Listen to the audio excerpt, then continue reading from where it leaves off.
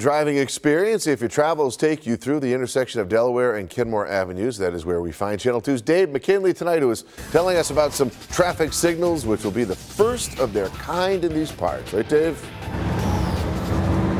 Hey there, Scott. You know, these signals, when they're ready to bring them up, along with the familiar green left turn signal, will feature a flashing yellow arrow phase, which the DOT says will be a real time saver for motorists at busy intersections like this.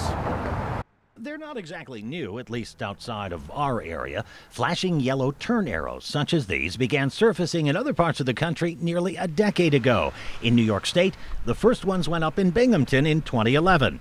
But the ones still under wraps here at the intersection of Delaware and Kenmore Avenues, and which are expected to be operable within the next few weeks, will be the first of them in western New York, meaning we've got some new things to get used to.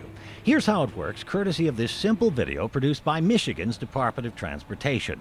A solid green arrow, as always, you've got the right of way to turn left. Solid yellow, prepare to stop because the arrow is about to turn red, which means you must stop. Eventually, you'll see the flashing yellow arrow, which means you can go ahead and make your turn, but only if there's no oncoming traffic and it's safe to do so. According to the state DOT, it helps improve traffic flow because during a typical cycle of the traffic signal, you get a second chance, so long as it's safe to do so, to make that left turn. But it also says it's safer, claiming that in a national study conducted by the Transportation Research Board, drivers made fewer mistakes with the new signals than with traditional left turn arrows.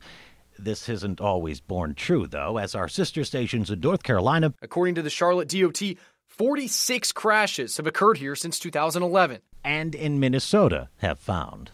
A year's worth of data uncovered 34 crashes in the intersection. 16 of those, nearly half, were directly related to a vehicle failing to yield at a flashing arrow.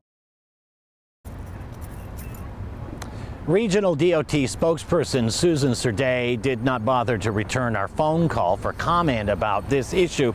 But here's something interesting. This could be a case where this is less confusing for newer drivers than more veteran drivers. Why is that? Well, we mentioned these things have been in existence. They're new here in western New York, but they've been in existence in New York State for 6 years. And thus, we checked on this too.